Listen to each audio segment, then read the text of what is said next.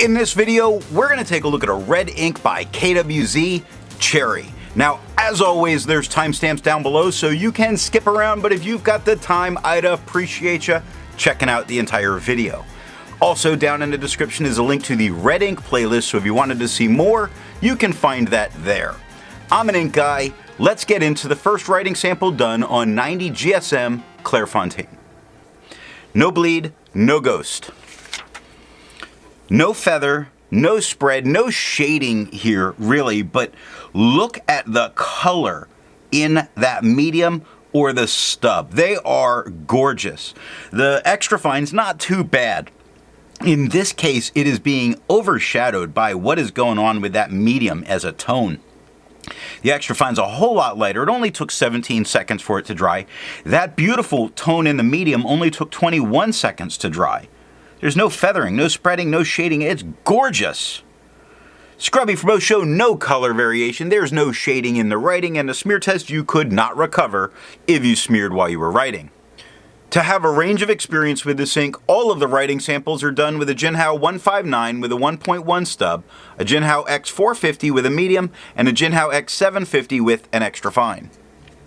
Then a Nimicine Singularity with a fine nib was inked up, used for a day, and used to take the notes for this video. The next writing sample is done on 52 GSM Tomoe River. No bleed, minor ghosting. No feather, no spread, no shading, just some tone variation. Now the extra fine's by far the lightest tone, stub's much darker than the extra fine, and the medium's even darker than the stub. And again, look at that tone in the medium. Wow. Extra fine takes 24 seconds to dry, medium takes 31. Scrubby for both show no color variation, there's no shading in the writing, and the smear test you could not recover if you smeared while you were writing. I agree with Vita. There's a lot to learn by doing multiple chromatographies. The one on the left is done the way it's supposed to be done. A line of ink is put down and then it's put in the water for 10 to 15 seconds. Now we do see a slight forming of a line at the bottom. This very dark red pushes its way up, but at the very top of it you see this kind of rose pink color moving across. We have more than one color for this red. The one on the right that's let dry for 10 minutes, the most noticeable difference is that line on the bottom. A bit darker, a bit more there. It's bonding a little bit better with the paper, suggesting it might be just a little bit more resistant. The next writing sample is done on 80 GSM Rhodia dot pad. No bleed, no ghost. No feather, no spread, no shading, just great performance. The extra fine is still this very dark, much lighter tone. It's a nice darker red, but it's a much lighter tone. The stub is much darker than the extra fine, and the medium is a little bit darker than the stub. Loving this here. The extra fine takes 19 seconds to dry, while medium takes 24. Scrubby for both say no color variation. Writing sample agrees. Smear test you may be able to recover if you smear while you're writing. Resistance tests are done to see how this ink could be expected to perform on a page and how hard it may be to clean from your pen. This smear is allowed to dry for 3 days before testing it.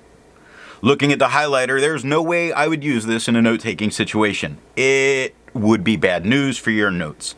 Now, water's lifting most of it, but leaving some of that red like we saw with the chromatography. Pen flush is really doing the same thing that water does, nothing more. But luckily it only took water to get it out of my pen. The 1/3 bleach solution is completely removing it from the paper, though discoloring it slightly yellow. The next writing sample is done on life paper. No bleeding, no ghosting. No feathering, no spreading, no shading. I just keep looking at this really dark from the medium. It is so nice. The extra fine's the lightest tone on the page. Stub's quite a bit darker than the extra fine, and the medium does look quite a bit darker than the stub. Extra fine only took 14 seconds to dry, while medium took 20. Scrubby for both show no color variation, and there's none in the writing, and the smear test you could recover if you smeared while you were writing. For the inks tested, the average viscosity was 2.5, with the realm of normal being from 2.1 to 2.9. KWZ's Cherry has a viscosity of 2.06, so it is just a little bit wetter than normal. The next writing sample is done on Levenger paper. No bleed, no ghost, no feather, no spread, no shade. No chance anyone looks better than this medium. Now the stub is the same tone as the medium. The extra fine is quite a bit lighter than the both of them. The extra fine took 9 seconds to dry, while the medium took 13. Scrubby for both show no color variation. There's no shading in the writing, and a smear test, you might be able to, maybe, recover if you smear while you're writing. For the inks tested, the average dry time was 17 seconds, with the realm of normal being from 13 to 21 seconds. KWZ's Cherry has an average dry time of 23 seconds, so you have to wait just a little bit longer to get that amazing dark red. The last writing sample is done on Franklin Christoph paper. No bleed, no ghost, no feather, no spread, no shade. Extra fine's very light. The medium, or the stub, starts looking a bit better as it gets much darker than the extra fine, and the medium looks even better than the stub as it is just a bit darker than that. The extra fine takes 8 seconds to dry, medium takes 12. Scrubby for both say there's no color variation, there's none in the writing. Smear test you could recover if you smeared while you were writing. Instead of finding inks that look like KWZ's Cherry, I'd prefer to find an ink that complements its color on the page. I decided to go with a blue ink by Tag in their Kayo no Oto line, Aonibi. I know I am butchering that name. Now, if you'd prefer a different complement color, then down in the description are links to those playlists. So what do I think of KWZ's Cherry? This really is a cherry red. It makes me think of classic cars. It's very bright, strange. It is kind of obnoxious on the page, yet in this case, I don't mind it.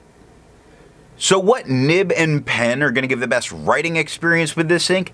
If you've actually watched the writing samples, you have no doubt for me what is the best. A wetter medium. Now that was a medium flow medium, but let's get a wet medium pen and really exploit that cherry tone because it looks so good.